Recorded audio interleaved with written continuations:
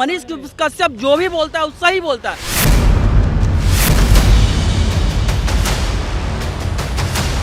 सही को यहाँ पे बिहार में दबाया जा रहा है। जब से ही चाचा भतीजा का सरकार बना है तब से ही जंगल स्टार्ट हो गया। बाप के साथ बेटा भी जाने वाला है, बस उसको ध्यान को भटकाने के लिए मनीष कश्यप को एक जरिया बनाया गया।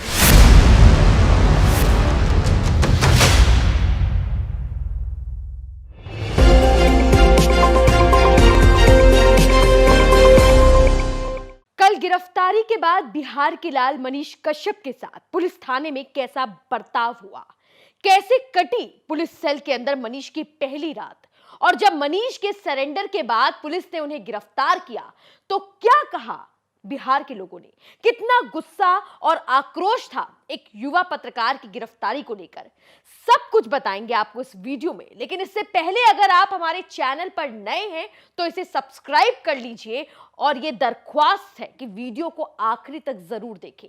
लेकिन उससे पहले मैं आपको ये बता दूं कि हमारी इंडी टाइम्स की खास मुहिम की शुरुआत हो चुकी है। दिन रात हमारे रिपोर्टर्स दिल्ली से लेकर पटना, बिहार और तमिलनाडु में मौजूद हैं ताकि हर एक अपडेट के साथ हम आपको इस केस स्टडी की तह तक लेकर जाएं।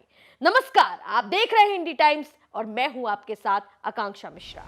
तो सुबह सबसे पहले हमने आपको ये दिखाया था कि कल जब घर की कुर्की करने बिहार की पुलिस पहुंची तो अपनी मेहनत से बने आशियाने को बचाने के लिए मनीष ने पुलिस के सामने खुद आकर सरेंडर कर दिया। जब ये खबर आग की तरह जंगल में फैली तो मनीष के समर्थक उन्हें सपोर्ट करने पुलिस थाने के बाहर नारेबाजी करने पहुंच गए।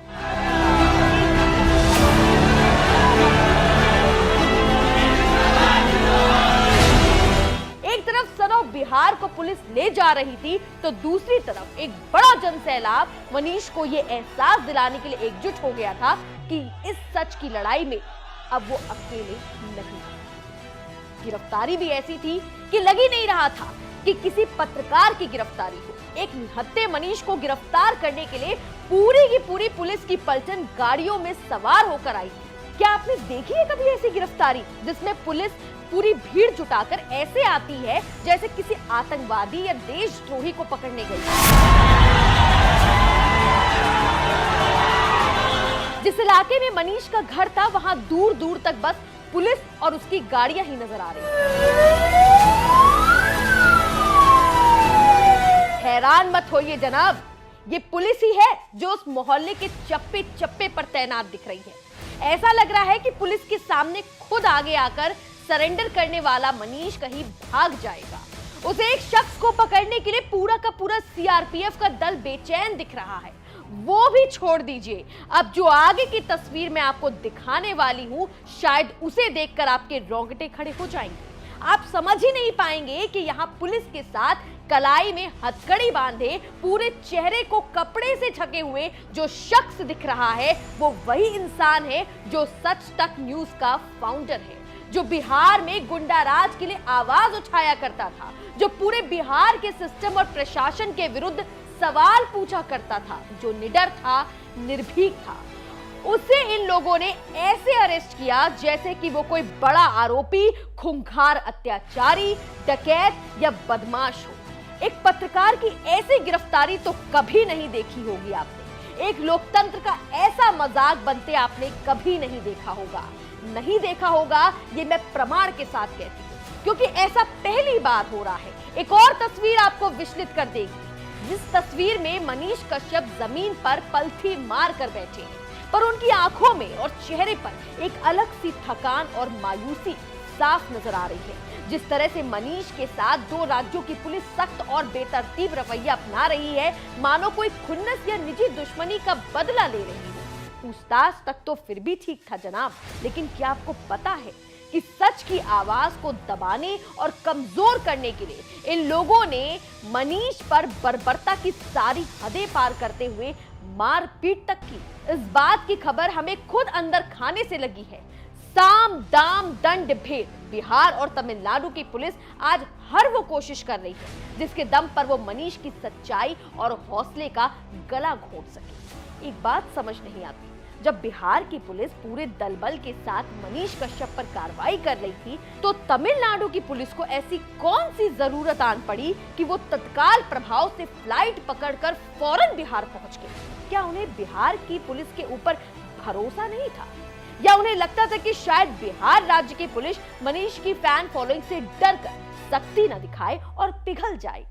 अब जब तमिलनाडु राज्य की पुलिस मनीष को गिरफ्तार करने के लिए पटना पहुंच गई है, तो जाहिर है कि किसी और राज्य में जाकर तो ऐसे किसी को भी आप उठाकर अपने साथ नहीं ले जा सकते। तो यहाँ पर तमिलनाडु राज्य की पुलिस ने भी 4 सदस्यों की टीम बनाई, जिसमें से एक डीएसपी और एक इंस्पेक्टर लेवल के अधिकारी शामिल हैं, और उनके साथ गश्त करते हुए ट्रांजिट रिमांड डाल दी। जिसके बाद आसार ये है कि अब तमिलनाडु की पुलिस मनीष को अपने साथ अपने राज्य लेकर जाएंगी और आगे की कार्रवाई करेगी, क्योंकि दक्षिण में भी मनीष के खिलाफ कई एफआईआर और कई मामले दर्ज हैं। मनीष आज जेल में है और उन्हें बेल कब और कैसे मिलेगी ये भी हम आपको बताएंगे जल्द ही। लेकिन मनीष को लेकर हर एक अपडेट सामने लेकर आने से पहले और उससे पहले मनीष की गिरफ्तारी पर पटना के लोगों ने क्या कहा, पहले आप वो सुन लीजिए। सर्वप्रथम जो सही कर रहे हैं, सही को यहाँ पे बिहार में दबाया जा रहा है, समझे। यहाँ ना हम कोई पार्टी से रिलेटिव हैं, ना हम उनका कट्टर समर्थक हैं। इसमें एक ही चीज़ देखा जा रहा है कि आप अगर सही रहिएगा आपको यहाँ पे दबा दिया जाएगा। इसलिए कहा गया है कि जितना शांत दिमाग से काम लीजिएगा, बिहार है, शांत दिमाग से काम आगे निकलेगा। जब से ही चाचा भतीजा का सरकार बना है तब से ही जंगल स्टार्ट हो गया। जहाँ देखिए बिहार में है क्या, 3 ही चीज़ तो है। दारू बिक रहा है, दारू कहीं रोक है नहीं है।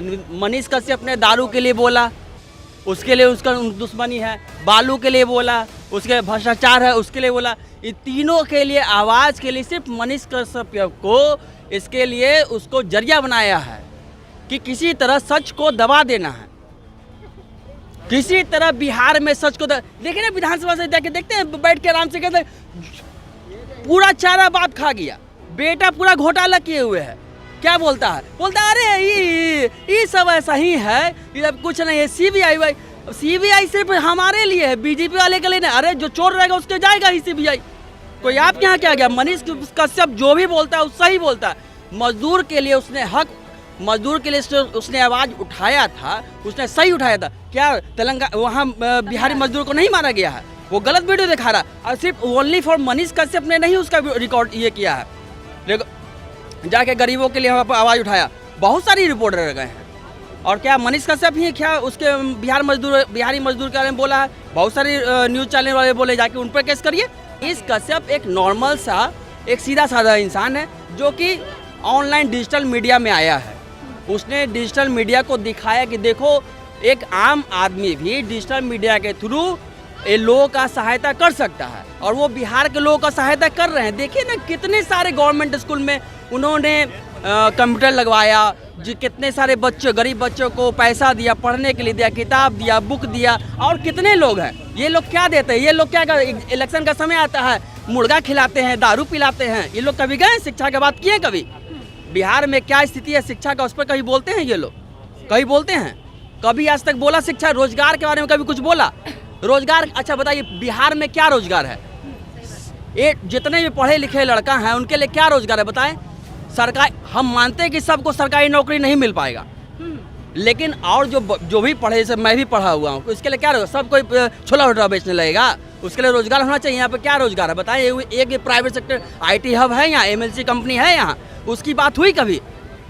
इनके ऊपर जो भ्रष्टाचार का जो आरोप लगा है, बाप के साथ बेटा भी जाने वाला है, बस उसको ध्यान को भटकाने के लिए मनीष कश्यप को एक जरिया बनाया गया है। पत्रकारिता की धाक और सच की मिसाल पेश करने वाले मनीष के आज लाखों में समर्थक हैं, जो न सिर्फ बिहार में हैं बल्कि पूरे देश में फैले हैं।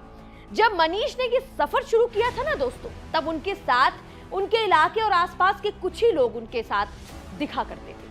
लेकिन अब ये लड़ाई देशव्यापी लड़ाई में तब्दील हो चुकी है, और वो आज अकेले नहीं है। ट्विटर से लेकर फेसबुक तक, बिहार से लेकर यूपी तक, हर जगह